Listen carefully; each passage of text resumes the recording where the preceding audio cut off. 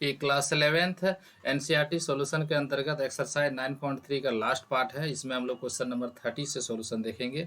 तो question number 30 क्या दिया गया है वो देखें। क्वेश्चन नंबर 30 आपको दिया था, number of bacteria in certain culture doubles every hour. यानी कि एक बैक्टीरिया का कल्चर है जो इनिशियली 30 बैक्टीरिया है और हर एक वो क्या हो जा रहा है, आवर में क्या हो रहा है, डबल हो जा रहा है। ठीक है, तो पूछा जा रहा है जी what will be the present at the end of second hour. Second hour में कितने बैक्टीरिया हो चुके हैं, साथ में end of the fourth hour में कितने बैक्टीरिया है, and end of the nth hour में कितने बैक्टीरिया है, ये आपको यहाँ से कैलकुलेट करनी है। तो कैलकुलेट करने के लिए मुझे कोई स्पेशल वर्क करने की ज़रूरत नहीं है। तो स्पेशली मैं यहाँ पे क्या कर रहा हूँ, इनिशियल बैक्टीरिया लिख लेता हूँ। कितना दिया गया है इनिशियल बैक्टीरिया वो लिख लेते हैं सबसे पहले। इनिशियली इनिशियली क्या है, number of bacteria.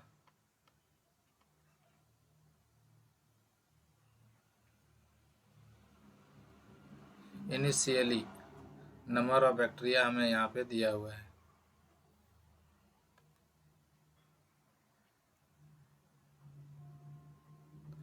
Initially number of bacteria, तो बैक्टीरिया की संख्या इनिशियल टाइम में क्या दिया हुआ है वो आप देखें, यहाँ पे 30 दिया हुआ है। तो 30 तो दे दिया है नंबर ऑफ बैक्टीरिया। तो देखिए ये एक्चुअली ऐसे बना रहा है, फर्स्ट आवर में कितना है, यानी कि इनिशियल में 30 है तो फर्स्ट आवर में कितना हो जाता है, तो 2 टाइम्स डबल हो जाता है, यानी कि ये 60 बन जाएगा। यानी कि सेकेंड आवर में क्या हो जाएगा, फर्स्ट आवर जैसे बीतेगा वो 60 होगा, फिर क्या हो जाएगा, डबल हो जाएगा तो 120 हो जाएगा, और इस तरह से आगे की ओर जाएगा। तो यानी कि इनिशियली नंबर ऑफ बैक्टीरिया क्या है, 2 है। तो डबल हो रहा है तो इसका मतलब आर की वैल्यू क्या होगी, कन्फर्म है आर की वैल्यू 2 हो जा रही है। तो हमें क्या करनी है, निकालनी है at the number of bacteria at the end of second hour, at the end of second hour, at end of second hour, end of second hour की बात करेंगे तो एंड ऑफ सेकेंड आवर में कितना आ जाएगा वो आपको कैलकुलेट करना है। तो एंड ऑफ सेकेंड आवर का आने का मतलब क्या है, एंड ऑफ सेकेंड आवर मतलब A3 होगा।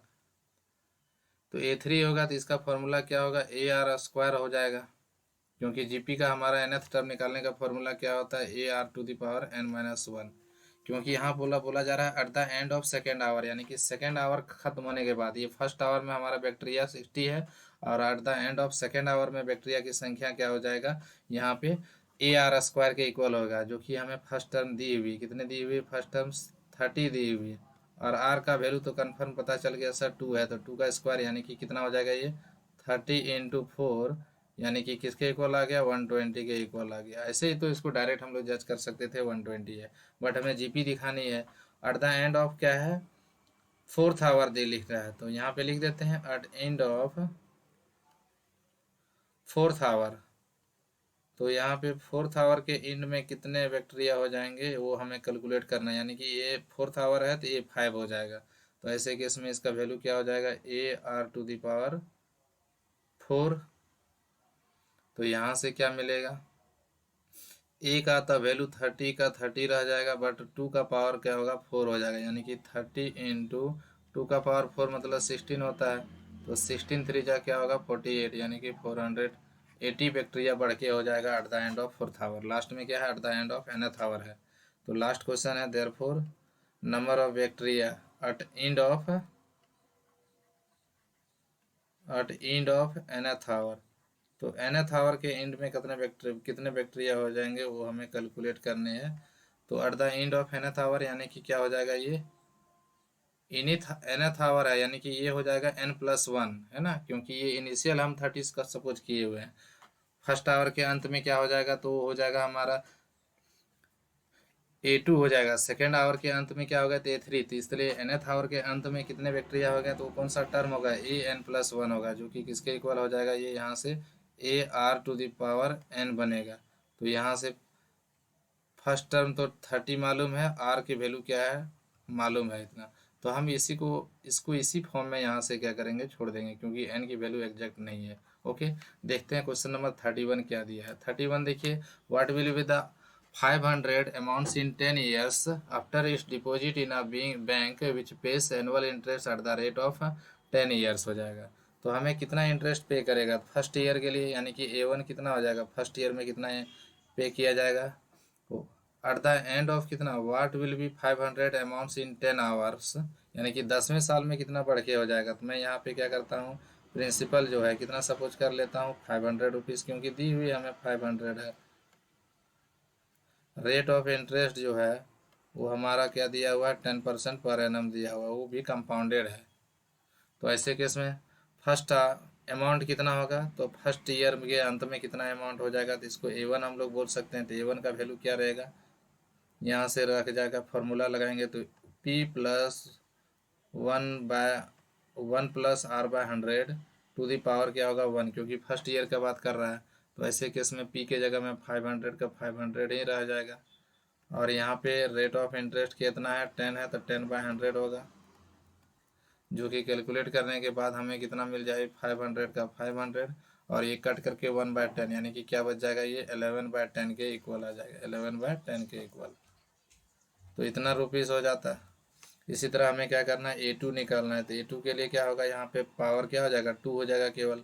ये तो केवल यहाँ पे सिंपल सा क्या होगा 500, और यहाँ 11/2 तो आपको पता चल चुका है 11/10 नहीं आएगा हमेशा, तो पावर 2 हो जाएगा। तो कहने का मतलब क्या है, ये आ जाएगा 500 का 500 छोड़ देंगे। और इसी तरह हम यहाँ से क्या करें 11 का स्क्वायर यानी कि 1 to 1 हो जाएगा, और डिवाइडेड बाई ये क्या हो जाएगा 100 हो जाएगा। तो यानी कि ये किसके इक्वल हो जाएगा 500 इंटू 1.21 हो जाएगा। तो ये हमारा क्या होगा, ये A2 आ जाएगा। इसी तरह हमें क्या पूछा जा रहा है, at the end of 10 years, तो यानी कि A10 हमें निकालनी है, कुछ नहीं करना है, एन की वैल्यू यहाँ 10 यूज़ कर देना है। 500 का 500 रहेगा, और यहाँ से हमारा क्या हो जाएगा, ये 1.1 हो जाएगा ना। 10/1 मतलब 11/10 किसके इक्वल होता है 1.1 होता है, और उसका पावर कितना कर देंगे, सिंपल सा केवल 10 कर देंगे। यही तो आंसर है, आप यहाँ पे RS लगा दोगे, ठीक है। एट द एंड ऑफ क्या है 10 ईयर्स में उसके द्वारा जो अमाउंट बढ़ के हो जाएगा वो आपको इतना ही मिलेगा, क्योंकि वहाँ पे हम लोग कैलकुलेट किए थे तो 1 + R/100 का सोल्यूशन निकाले थे, तो 1.1 यानी कि 11/10 कहने का मतलब क्या है 1.1 है। तो 1.1 तो सभी में आएगा। फर्स्ट ईयर है तो यहाँ पे एन की वैल्यू 1 यूज़ हुआ है, सेकंड ईयर है तो एन की वैल्यू 2 हुआ है, तो nth ईयर है तो एन की वैल्यू n यूज़ होता है, 10th ईयर है तो एन की वैल्यू 10 यूज़ हुआ है। तो इस तरह से हमारा क्या हुआ 31 क्वेश्चन कंप्लीट हुआ। एक्सरसाइज का लास्ट क्वेश्चन देखते हैं। If AM and GM of two roots of a quadratic equations are A + B 8 and 5, then obtain a quadratic equation. तो कोई दो नंबर ले लेते हैं, let two numbers be A and B, let two numbers suppose कर लेते हैं, हमें क्वाड्रेटिक इक्वेशन बनानी है। तो लेट टू नंबर्स B, क्या क्या ले लेते हैं A, और एक सेकंड नंबर है उसको स्मॉल b मान लेते हैं। तो हमारे पास रूल के अनुसार क्या होता है अर्थमेटिक मीन। अर्थमेटिक मीन कहने का मतलब क्या है A + B/2, ये किसके इक्वल हमें क्वेश्चन में दी हुई 8 के इक्वल, अर्थमेटिक मीन दिया है 8 के इक्वल, यानी कि यहाँ से क्या हो जाएगा दोनों नंबर का जो सम होगा वो 16 के इक्वल आ जाएगा। तो एक तो रिलेशन निकालनी है हम लोग यहाँ से ये, और दूसरा रिलेशन क्या है ज्योमेट्रिक मीन। तो ज्योमेट्रिक मीन को क्या बोलते हैं √AB बोलते हैं, और ये किसके इक्वल दे दिया है आपको यहाँ से 5 के इक्वल। स्क्वायरिंग बहुत साइड कर देते हैं, तो यहाँ से क्या होगा रूट रिमूव हो जाएगा, और ये किसके इक्वल आएगा 25 के इक्वल, यानी कि दोनों नंबर का प्रोडक्ट ये आ गया। अब हमें क्वाड्रेटिक पोलिनोमियल जनरेट करना है या क्वाड्रेटिक इक्वेशन। तो मैं यहाँ से क्या करता हूँ लिख देता हूँ देयरफॉर क्वाड्रेटिक इक्वेशन। हमारा जो क्वाड्रेटिक इक्वेशन का जनरल फॉर्म होता है उस पर ये लिखा जा सकता है। हम x में लिखने का ट्राई करते हैं, तो हमारा क्वाड्रेटिक इक्वेशन क्या होता है x² हो जाता है minus sum of zeros. Class 10 पढ़ने का फायदा है यहाँ पे।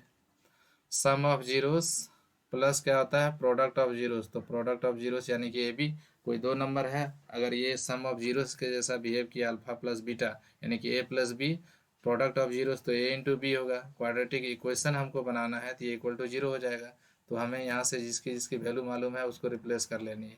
A+B की वैल्यू हमें मालूम है क्या है 16 के इक्वल है, और AB की वैल्यू किसके इक्वल दिया है 25 के इक्वल दिया है। तो ये हमारा क्या हुआ रिक्वायर्ड इक्वेशन ऑफ क्या हुआ पोलिनोमियल, जिसका सम ऑफ जीरोस और प्रोडक्ट ऑफ जीरोस का सहारा लेके सॉल्यूशन लाया गया है। इसमें दोनों नंबर को A और B माने थे, दोनों नंबर का अर्थमेटिक मीन जो 8 है और ज्योमेट्रिक मीन 5 है, उसके हेल्प से हम ये A+B और AB का वैल्यू निकाल के रख लिए और इसमें रिप्लेस कर दिए। ओके, मिलते हैं नेक्स्ट एक्सरसाइज लेके।